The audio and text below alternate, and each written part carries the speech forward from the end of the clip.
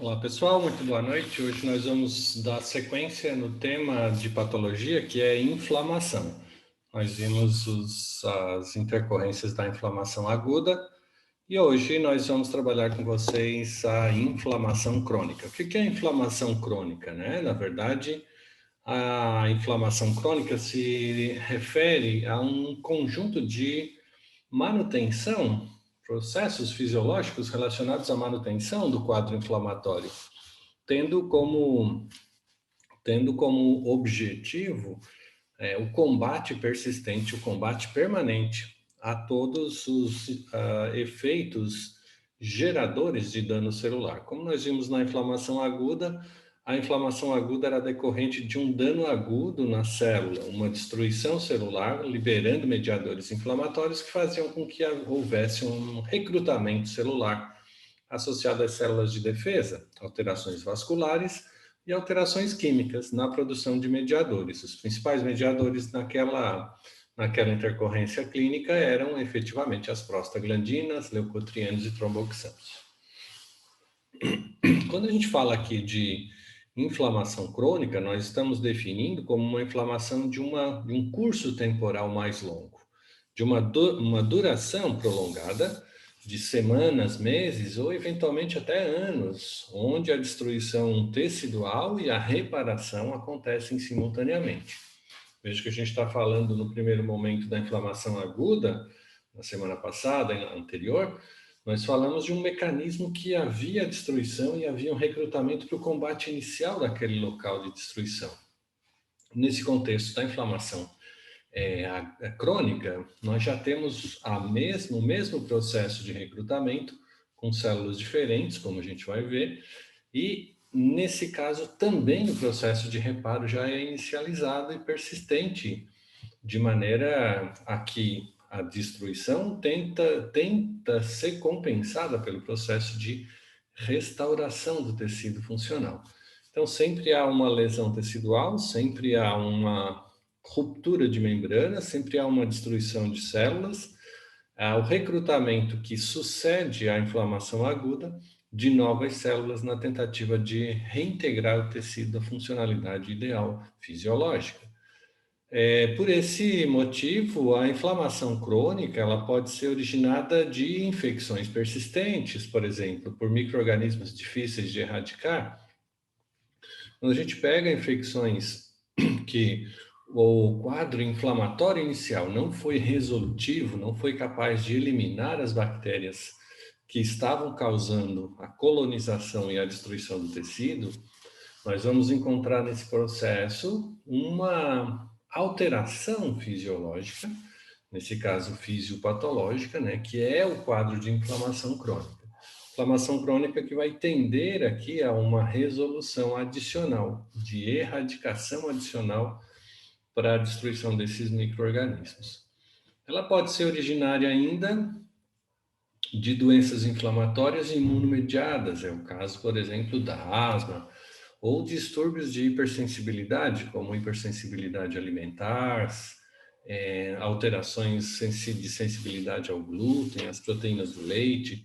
Esses quadros inflamatórios imunomediados, eles recrutam ao sistema imunológico adicional ao quadro de destruição celular e eles normalmente têm um curso transitório que é chamado de curso de agudização, quando o indivíduo é reexposto ao agente que causou a imunossensibilidade, e ele permanece cronicamente instalado. E a gente vai perceber que, à medida que o tecido vai sendo destruído, também vai sendo reconstruído no processo de restauração. Então, sempre existe uma compensação no sentido de manutenção da fisiologia do tecido. Claro que, como esse quadro inflamatório libera mediadores da inflamação crônica, todos os sinais associados à inflamação crônica e à produção desses mediadores também persistem, ainda que em outros locais. Então, é bem frequente que a gente encontre pacientes portadores de inflamações agudas que estejam apresentando outros sinais de inflamação em outros tecidos. Além disso, esse quadro de inflamação crônica pode ser obtido, pode ser originado a partir da exposição prolongada a agentes potencialmente tóxicos. É o caso, por exemplo, de profissionais que trabalham com a indústria de tóxicos, né? Indústria que envolve solventes ou potencialmente alergênicos no seu contexto de trabalho. Então, dentro dessa profissão, a exposição a esses agentes tóxicos também é estudada em toxicologia, e aí a gente tem esse quadro inflamatório. Normalmente, quadro inflamatório alérgico de pele, uma inflamação crônica de pele pelo contato tóxico do ambiente, do elemento tóxico ao nosso organismo, ou pela via inalatória, que também é bem frequente. Então, quadros de inflamação crônica pulmonar, como nesse caso aqui, podem ser vistos a partir da exposição a esses agentes tóxicos. Como é caracterizado esse quadro de inflamação, né? Esse quadro de inflamação crônica, ela prevê a destruição do tecido, que é induzido pelos produtos das células inflamatórias. Então, como a gente tem um recrutamento adicional de células para o processo lesivo celular, nós vamos encontrar também um grande número de destruição celular induzidas pelas próprias células inflamatórias que migram para esse local no momento da agudização. E o reparo do tecido, ele envolve a proliferação de novos vasos, como a neoangiogênese, e também a formação de tecido cicatricial ou fibrose. Então, nós vamos ter um reparo celular que é feito a partir dessa tentativa do organismo de restabelecer o padrão fisiológico do tecido com, com esse elemento de reposição, que é tecido fibroso. Então, normalmente, esse tecido não é ideal para o processo fisiológico do tecido, mas é um tecido de reparo. Então, ele realmente funciona como um remendo, né? É um pneu que estourou e foi colocado um remendo, é uma fibrose, é um tecido cicatricial. Não é exatamente o mesmo tecido funcional que deveria regenerar nesse local. Essa é caracterizado, então, a inflamação crônica, né? Ela é caracterizada basicamente por células mononucleares, diferente da aguda, que nós vimos que eram células polinucleares, polimorfonucleares, que eram os neutrófilos em primeira fase, e depois eosinófilos também poderiam migrar, e também aqui mononucleares no sentido de, na inflamação aguda, linfócitos não existem, então eles existem só na fase mais crônica da doença. Então, aqui na fase crônica, essa caracterização da inflamação crônica por células mononucleares, incluindo aí macrófagos, linfócitos e plasmócitos.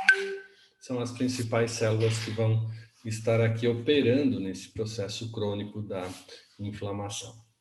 Só para a gente comparar os dois quadros inflamatórios, a gente vai encontrar aqui, nesse contexto da inflamação crônica e da inflamação aguda, no primeiro momento da inflamação aguda, a presença de neutrófilos, eles preenchem basicamente todos os espaços alveolares, e os vasos sanguíneos estão congestionados com todo esse conjunto de células. Olha aqui os vasos sanguíneos cheios de células de neutrófilos. Aqui, numa comparação na mesmo tecido, só que num quadro de inflamação crônica, nós já vamos perceber macrófagos, linfócitos e plasmócitos. Nós vamos perceber também um quadro adicional de destruição de parênquima, e nós vamos perceber também destruição de parênquima, e nós vamos perceber também quadros de fibrose. Então, a fibrose associada a tentativa de reparação do tecido inflamado cronicamente. Então, isso acaba prejudicando a funcionalidade do tecido e normalmente leva o órgão a um prejuízo funcional adicional. As células envolvidas nesse processo crônico da inflamação são basicamente os macrófagos, e esses macrófagos são diferentes dos macrófagos que são residentes nos respectivos tecidos. Então, a gente tem macrófagos em vários tecidos como primeira célula de defesa imunológica, né? São aquelas células que funcionam como células apresentadoras de antígeno. São elas, macrófagos residentes, que reconhecem o inimigo proteico, né? A bactéria, o vírus, o parasita. E ao reconhecer as proteínas desses elementos microbiológicos, ele faz a apresentação para o nosso sistema antigênico, para a geração de anticorpos, para a geração de um combate mais efetivo, recrutando linfócitos para esse combate. Então, vejo que a gente tem esses macrófagos residentes que são diferentes dos macrófagos inflamatórios crônicos, que esses macrófagos são recrutados a partir da circulação sanguínea, onde eles estão circulando na forma de monócitos. Então, a gente encontra os monócitos circulando na corrente sanguínea, quando são recrutados para fora do vaso, para um quadro de lesão inflamatória, esses monócitos, eles acabam se ativando e sendo convertidos em macrófagos. Então, os macrófagos, eles vão ter a eficiência de reconhecer esses elementos, fazer também processo de fagocitose, que é a limpeza do tecido que foi degenerado na fase aguda da inflamação. Macrófago, então, funcionando como um lixeiro, ele limpa todo esse ambiente pericelular destruído, com proteínas, com elementos lipídicos, com partes de DNA bacteriano ou mesmo DNA celular. Esses macrófagos fagocitam tudo isso e começam um processo de secreção de citocinas e de proteínas de reparação tecidual. Então, esse elemento-chave responsivo, a presença do elemento inflamatório de destruição, acaba auxiliando o processo de regeneração, né? Vejam que quando ele apresenta o sistema de antígeno para nossas células de defesa, como célula apresentadora de antígeno, ele faz o recrutamento de células adicionais. Então, como os macrófagos migram na segunda fase da inflamação aguda, preparando o tecido ou para a regeneração ou para o recrutamento de linfócitos, eles são as células de transição. Então, os macrófagos fazem a transição da inflamação aguda para a inflamação crônica. No meio disso, se o agente causal é removido e se a inflamação foi suficientemente forte e capaz de produzir um reparo tecidual e a eliminação do fator de destruição celular, a gente tem uma regeneração do tecido. Se essa regeneração for suficiente em ambientes de pequena lesão, for suficiente a capacidade de replicação do próprio tecido, nós temos uma funcionalidade adequada das nossas células naquele tecido. Se a lesão inflamatória foi muito extensa, ela é comprometida em termos de regeneração tecidual e aí entra um processo de fibrose ou de reconstituição de tecido cicatricial. Então, dependendo do tamanho da lesão, a função do macrófago é exatamente essa, de preparar o tecido que foi destruído para um processo de recuperação e recomposição tecidual. Então, esses macrófagos, eles são, uma vez eliminado o estímulo inflamatório, esses macrófagos morrem ou se deslocam para o vaso linfático. Então, vejo que eles não ficam circulando na corrente sanguínea. Normalmente, a gente tem níveis de monócitos muito baixos lá no hemograma, que é o exame de sangue que faz a leitura seletiva dessas células de defesa. Então, o que a gente vai perceber é que o macrófago ele tem a sua capacidade de migração, faz o seu efeito, e imediatamente depois que ele faz o efeito, ele é destruído junto com o processo de limpeza do ambiente celular, ou ele vai para a corrente linfática, onde ele vai ser também eliminado da circulação sanguínea e também dos tecidos para onde ele migrou, né, efetivamente. Então, é bem interessante o papel do macrófago como célula transitória entre a aguda e a crônica, como célula apresentadora de antígeno e como célula preparadora da regeneração tecidual. Um minuto só que a gente já volta para o processo, para a sequência da aula.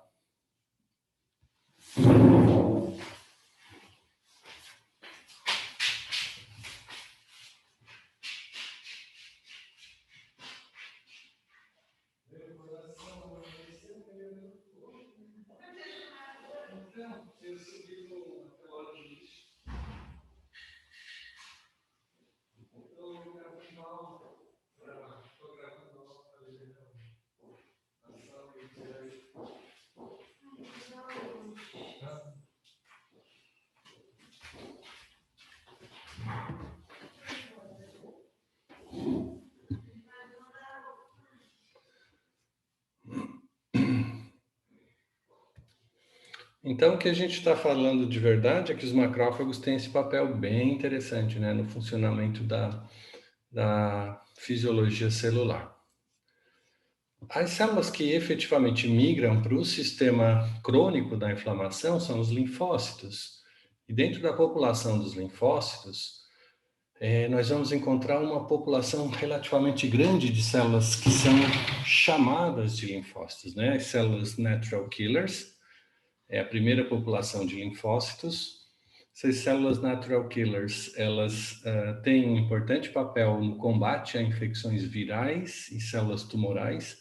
Elas são recrutadas exatamente porque elas têm um poder de fogo químico muito grande para a produção de linfocinas e citocinas e também de quimiocinas. São substâncias químicas, são mediadores de fase crônica, capazes de ter uma ação muito mais eficiente do que os mediadores inflamatórios da fase aguda. Eles têm, nessa população de linfócitos, nós vamos encontrar também linfócitos do tipo T. Esses linfócitos do tipo T, eles têm vários tipos, né, de maturação no organismo. Eles têm várias funções também. Normalmente, ele reconhece corpos estranhos e células infectadas. E nessas células infectadas, especialmente por vírus, os linfócitos T são capazes de destruir, fazendo a liberação de perforinas, que destroem a membrana celular e geram um prejuízo adicional na célula, matando a célula que está contaminada e que efetivamente vai produzir mais agentes virais no processo de replicação do vírus, que utiliza, né, a estrutura de síntese proteica das células exatamente para fazer as suas próprias proteínas. A gente tem também linfócitos B. Os linfócitos B são aqueles responsáveis pela produção de anticorpos contra antígenos estranhos. Então, vejo que a gente reconhece os corpos estranhos através dos macrófagos, que fazem a apresentação de antígeno para os linfócitos T. Os linfócitos T levam a informação para a ativação de linfócitos B e a gente, com isso, tem a produção de anticorpos. Os anticorpos voltam para a circulação sanguínea e vão se aderir por atividade imunológica, vão se aderir aos locais de onde eles foram gerados, né? Então, a gente vai ter um anticorpo contra um determinado vírus que foi apresentado pelo macrófago ao sistema imunológico. Então, nesse contexto, a presença desses anticorpos é capaz de promover aí uma destruição do vírus imediatamente no momento em que ele entra em contato com o sistema imunológico. Por isso que a gente tem o desenvolvimento de imunidade contra esses vírus, contra esses parasitas. Então, normalmente a gente tem o reconhecimento pelos anticorpos que foram gerados a partir da apresentação do antígeno do macrófago para o sistema imunológico e a ativação desses sistemas de marcação por anticorpos para a destruição fagocitária dessas partículas virais. Então, é bem interessante isso. É o mesmo mecanismo que se usa para a produção das vacinas, né? Está tão em moda agora, né? Falar de vacinas. Linfócitos e macrófagos são, então, as duas as duas principais células, elas estimulam-se entre si, liberam mediadores químicos e influenciam toda a resposta inflamatória crônica, né? Por isso, quando o macrófago migra para o tecido para fazer a fagocitose, ele já apresenta o antígeno do que foi fagocitado para o sistema imunológico. Ao mesmo tempo, a ativação do sistema imunológico gera citocinas que são capazes de ativar os macrófagos para deixá-los mais responsivos. Então, dentro desse contexto que a gente tem exatamente a melhor resposta imunológica contra os agentes invasores. E essa interação macrófago-linfócito na inflamação crônica, ela é mediada, como a gente mencionou, né? O macrófago ou linfócito, eles são mobilizados a partir da presença inicial do agente patógeno, e a gente tem, então, o linfócito T, que faz a intermediação entre macrófago e linfócito para ativação do linfócito B para a produção de anticorpos. Então, sempre tem esse crosstalk de informação. O linfócito T produz interferon gama, que ativa o macrófago, que ativa o sistema de fagocitose, de aumento da capacidade de apresentação de antígeno e leva à produção de interleucinas que retroativam o sistema linfocitário. E a gente tem, dependendo do tipo de reconhecimento, a migração de linfócitos do tipo TH1 e TH17. Então, dependendo do tipo de mediador, a gente vai ter um recrutamento específico de linfócitos. Muito bem, a gente tem ainda os plasmócitos, né? Os plasmócitos, na verdade, se desenvolvem a partir dos linfócitos B. Então, o linfócito B, lembram que é aquele produtor de anticorpos, e aí quando ele é ativado e migra para o tecido, ele produz o que a gente chama de plasmócitos. Esses plasmócitos produzem anticorpos, antígenos específicos e restos teciduais alterados. Então, eles são capazes agora, eles próprios, plasmócitos, de reconhecer o agente causal e também produzirem esses antígenos bem específicos contra aquelas proteínas estranhas presentes no organismo. Esses são aqui, essa é a carinha dos plasmócitos. Aqui a gente vê um neutrófilo em formação, né? Uma célula nova, jovem, de neutrófilo que está presente, convivendo aqui no sangue do paciente. Uma outra célula que é uma célula especial, ela está tanto na fase aguda quanto na fase de agudização da resposta crônica, ou são os eosinófilos. Os eosinófilos, eles aparecem lá no hemograma a partir de algumas situações bem especiais, em que nem neutrófilo, nem macrófago são capazes de resolver.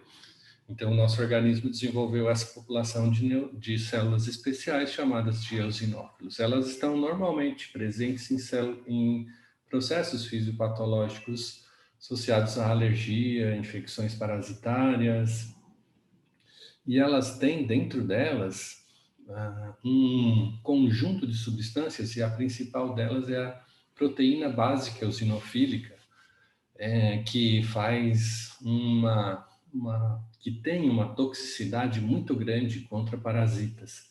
Por isso que o nosso organismo produz essa substância, né? Recruta essa célula, porque só o eosinófilo tem essa capacidade de produzir esses grânulos específicos de proteínas básicas eosinofílicas capazes de destruir aí, por toxicidade, os parasitas e promovem, então, a necrose desses elementos. Aqui um desenho esquemático, aqui como ele é reconhecido lá no sangue periférico, no momento que a gente está fazendo o hemograma. Vocês farão ainda esses exames.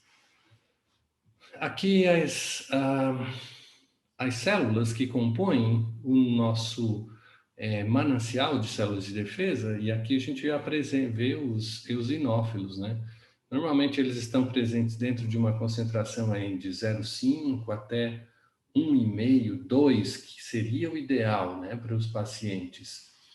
E a gente encontra, por exemplo, acima desse valor basal, um quadro já de ou sensibilidade alimentar ou uma resposta alergênica tardia, ou mesmo a presença de parasitas parasitas intestinais. Veja aqui a gente tem a dimensão de outras células, segmentados, que são os neutrófilos. Neutrófilos totais, então, são compostos por segmentados e bastonetes. O normal aqui entre 45 e 50, idealmente, né? A gente está com valores aqui um pouco diferentes. Eosinófilos, basófilos, linfócitos e monócitos, que são os mononucleares, que são aquelas células que estão envolvidas na inflamação mais aguda, mais crônica do processo. Então, os primeiros relacionados a uma fase aguda da inflamação, eosinófilo tanto na aguda quanto na agudização da crônica, e os basófilos, linfócitos e monócitos envolvidos na fase mais tardia ou na fase crônica da inflamação. Beleza? Classificação, então, segundo a farmacologia e a fisiologia convencional, inflamação crônica pode ser inespecífica ou específica. Quando a gente tem uma inflamação crônica inespecífica, essa resposta é difusa, não tem uma origem própria e pode se proliferar durante algum tempo. Na inflamação crônica específica, nós temos a formação de um tecido chamado granulomatoso, um tecido granulomatoso.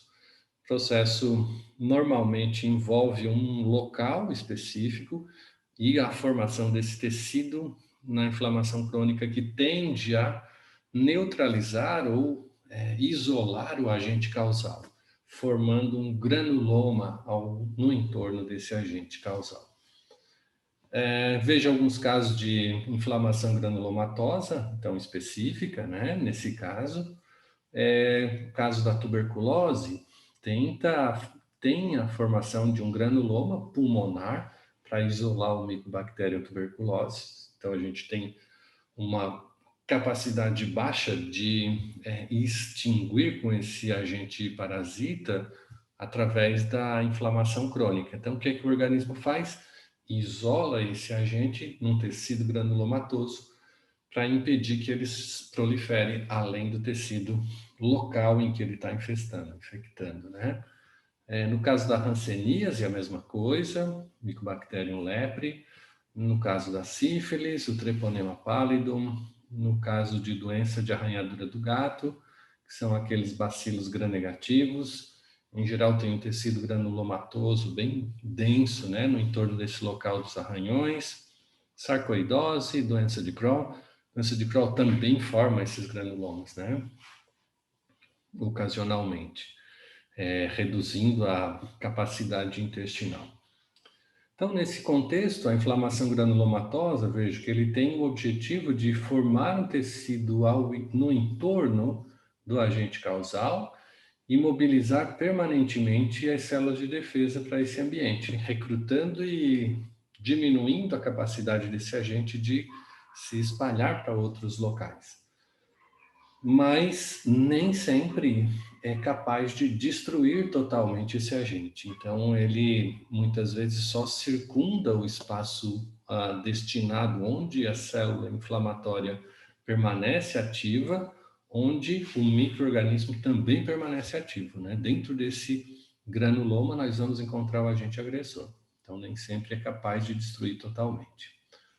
A constituição desse granuloma, ele tem uma porção central do granuloma, onde a gente tem uma grande concentração fagocítica, de agentes fagocitários, mas também a fusão de células gigantes multicelulares, multinucleadas e multicelulares nesse contexto aí de apresentação do granuloma. Na periferia do granuloma, nós vamos encontrar basicamente linfócitos que modulam a resposta desses macrófagos, e envolvendo as células, nós vamos ter fibroblastos. Então, nós vamos ter um tecido de cicatrização em torno desse local, onde nós vamos ter a formação desse granuloma, na tentativa, como eu falei, de isolar o agente causal e neutralizar a capacidade dele invasiva sobre as células. O tempo e o granuloma. O tempo, dependendo, então, do tipo de lesão que está sendo produzida, e dependendo do estado de inflamação persistente que acontece nesse local, nós vamos ter alterações necróticas que podem agudizar esse processo. Então, nós vamos ter eventualmente a formação aguda, a falta do reparo, falta do combate, gera inflamação crônica, gera granuloma, e do granuloma, eventualmente, a gente pode ter uma reagudização do processo, porque tem destruição celular induzida por radicais livres ou mesmo pela falta de oxigenação do tecido que está sendo imobilizado pelo granuloma. Então, nesse contexto, pode ter um processo de reagudização inflamatória aguda, chamando, então, de novo, todas aquelas células, né? Neutrófilo, depois macrófago e depois linfócito de novo. E a gente mantém a inflamação crônica.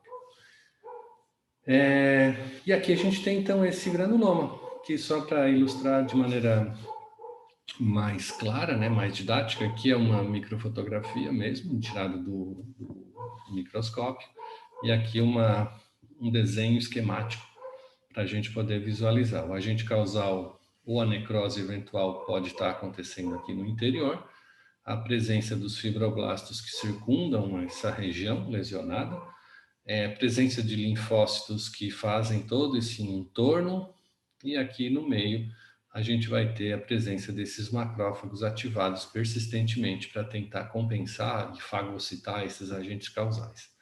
Só que nem sempre eles conseguem, como a gente disse, né? Muito bem.